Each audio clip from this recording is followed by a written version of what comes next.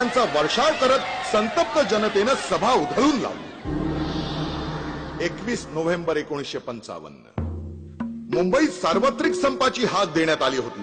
गिरण्या, कारखाने, गोद्या, वर्कशॉप्स बंद ठेवत 4.5 लाख कामगारांनी यात भाग घेतला। त्रिराज्य योजना मोडून काढण्यासाठी सेनापती बापट यांच्या नेतृत्वाखाली एक विराट मोर्चा निघाला होता। मोर्चा फाउंटनच्या दिशेने येताच पोलिसांचा चौफेर लाठी हल्ला सुरू झाला। जमाव पांगत नाही हे पाहून अश्रुधुराच्या नळकांड्या फोडण्यात आल्या। निशस्त्र आंदोलनकर्त्यांवर बंदुकीच्या फैरी झाडल्या गेल्या। शेवटी पहिल्या 15 जणांचा बळी घेत 300हून अधिक जखमींचं रक्त सांडत या चळवळीचं रक्तरंजित पर्व अशा निर्घृण पद्धतीने सुरू झालं। 15 जानेवारी 1956 पंतप्रधानांनी केंद्र सरकारचा अमंगल निर्णय नभोवाणीवरून साऱ्या देशाला ऐकवला। विदर्भासह महाराष्ट्र आणि कच्छसह गुजरात अशी 2 स्वतंत्र राज्य जाहीर करून मुंबई केंद्र शासित केली गेली।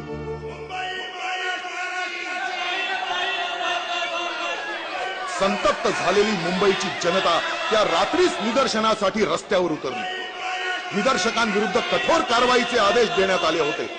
पोलिसांनी गोळीबाराला सुरुवात केली त्यात सरकारी तबेल्याजवळ नाईट स्कूल मधून येणारा बंडू गोखले हा निष्पाप विद्यार्थी पाखरासारखा टिपला गेला। दुसऱ्या दिवशी जनतेनं उत्स्फूर्तपणे बंद पाळला। पहाटेपासूनच चळवळींच्या नेत्यांचं अटक सत्र सुरू होतं। कॉम्रेड डांगे आणि सेनापती बापट आधीच गदाड झाले होते। पोलिसांच्या सशस्त्र गाड्या शहरात गस्त घालत होत्या। सर्वत्र संचारबंदी लागू केली होती। शूट टू किलचा हुकूम देण्यात आला होता। मुंबईला जणू लष्करी छावणीचं स्वरूप आलं होतं। सतत 1 आठवडा पोलिसांच्या गोळीबाराचं पाशवी थैमान सुरू होतं। 16 जानेवारी ते 23 जानेवारी या 7 दिवसात मोरारजींच्या हुकुमावरून 442 वेळा गोळीबार करण्यात आला। त्यात 90 मृत्यू तर 400हून अधिक जखमी झाले होते। मुंबई शांत होण्याची चिन्ह दिसत नव्हती। संपूर्ण महाराष्ट्र पेटून उठला होता। या आंदोलनाचं रौद्र स्वरूप पाहून महाराष्ट्र काँग्रेसचे नेते हादरून गेले। विधानसभेत या गोळीबाराच्या चौकशीची मागणी सुद्धा हुकुमशहा मोरारजींनी फेटाळून लावली। स्वातंत्र्य मिळून अवघी 9 वर्ष होत नाहीत तोच एवढं भयंकर क्रौर्य मराठी भूमिपुत्रांच्या वाट्याला आलं। ऐनवेळी परिषद बरखास्त करून शंकरराव देवांनी चळवळीतून माघार घेताच लढा पुढे चालू ठेवण्यासाठी एस.एन. जोशी यांच्या नेतृत्वाखाली संयुक्त महाराष्ट्र समिती उदयाला आली। मुंबईतल्या गोळीबाराचे पडसाद दिल्लीतही उमटले। अर्थमंत्री चिंतामणराव देशमुख यांनी मुंबई केंद्र शासित करण्याच्या विरोधात आपल्या मंत्रीपदाचा राजीनामा दिला। लोकसभेत नागरी स्वातंत्र्याची गळचेपी करणारे तुम्ही एक हुकुमशहा आहात अशी मर्मभेदी तोफ डागत नेहरूंसह साऱ्या सभागृहाला त्यांनी अचंबित करून सोडलं। या प्रसंगाने लक्षावधी मराठी जनतेत क्रांतीचं स्फुल्लिंग चेतवलं। कम्युनिस्ट, समाजवादी, प्रजा समाजवादी, शेतकरी कामगार संघटना, सोशलिस्ट असे अनेक पक्ष आपले भेद, पक्षीय प्रतिमा बाजूला ठेवून अखंड महाराष्ट्रासाठी समितीच्या झेंड्याखाली एकवटले। या लढ्यात तरुणांनी तर आहुत्या दिल्याच, पण अहिल्या रांगणेकर, विमल रणदिवे, गोदावरी परुळेकर, कॉम्रेड तारा रेड्डी अशा अनेक महिलांनी या लढ्याचं नेतृत्व करत गोळीबार, तुरुंगवास कशाचीही तमा बाळगली नाही। एकीकडे आचार्य अत्रे आपल्या घणाघाती भाषणांनी सरकारवर प्रहार करत होते तर बाळासाहेब ठाकरे मावळा या नावानं व्यंगचित्र काढून सरकारची व्यंग लोकांसमोर आणत होते। 27 जुलै 1956 जय महाराज 2000 मराठी भूमिपुत्रांनी थेट संसदेवर धडक दिली। शाहीर अमर शेख यांनी डफावर थाप मारून जागा मराठा आम जमाना बदलेगा म्हणत दिल्लीचा तख्त हलवून सोडलं। शेवटी केंद्र शासित मुंबईचा निर्णय सरकारला गुंडाळून ठेवावा लागला। पण संघर्ष अजूनही संपला नव्हता। ऑक्टोबर 1956 लोकसभेतील बहुमताच्या बळावर मुंबईसह महाराष्ट्र आणि कच्छ, सौराष्ट्रसह गुजरात असे एकत्र आणून नेहरूंनी द्विभाषिक राज्य लादलं। या नव्या राज्याला मुंबई राज्य असं नाव देऊन महाराष्ट्र ही अक्षरच पुसून टाकण्याचा डाव होता। नेमकं याच वेळी महाराष्ट्राचं अस्तित्व टिकवण्यासाठी आचार्य अत्रे यांचा दैनिक मराठा रणांगणात उतरला आणि संपूर्ण महाराष्ट्र ढवळून निघाला।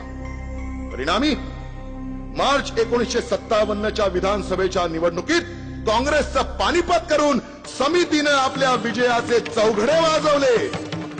मुंबईसह संयुक्त महाराष्ट्र होणार असा संकेत देत मुंबई महानगरपालिकेवरही आपला ध्वज फडकावला।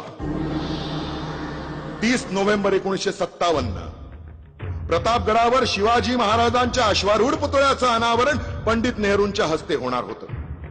महाद्विभाषिकांच्या विरोधात लोकशाहीर अण्णाभाऊ साठे, क्रांतिसिंह नाना पाटील, आचार्य अत्रे, एस.एन. जोशी, कॉम्रेड डांगे, सेनापती बापट, प्रबोधनकार ठाकरे, कॉम्रेड मिरजकर, दादासाहेब गायकवाड, गुलाबराव गणाचार्य अशी 52 कशी नेतृत्वाची फळी। 2 कौड़ी के मोल मराठा बिकने को तैयार नहीं अशा आविर्भावात काळे झेंडे घेऊन उभी ठाकल्यावर कोणाची विषाद उरली आहे? नेहरू शांतपणे मान खाली घालून मोटारीतून निघून गेले। 8 मार्च 1960 मुंबईसह महाराष्ट्र राज्य संमत होऊन मुंबई सरकारनं द्विभाषिक राज्याचा शेवट करण्याची घोषणा केली। 30 एप्रिल 1960 नेहरूंनी संध्याकाळच्या प्रचंड सभेत महाराष्ट्र राज्याची द्वाही फिरवली। रात्र 10 वाजता मुंबईत हजारोंच्या संख्येनं एकत्र येत लोकांनी मशाल मिरवणूक काढली आणि ठीक 12 वाजता इथेच याच जागेवर येऊन 106 हुतात्म्यांना श्रद्धांजली वाहिली। सरते शेवटी बेळगाव, कारवार हे म्हैसूर राज्यात घालून डांग सारखी 208 मराठी भाषिक गावं आणि 50 कोटी रुपये गुजरातला बहाल करत मुंबईसह महाराष्ट्र राज्य भारताच्या नकाशावर अवतरले। 1 मे 1960 लाखोंच्या संख्येने उपस्थित असलेल्या जनसागराच्या साक्षीनं महाराष्ट्र राज्याचा जन्मोत्सव सोहळा मुख्यमंत्री यशवंतराव चव्हाण यांच्या हस्ते साजरा झाला।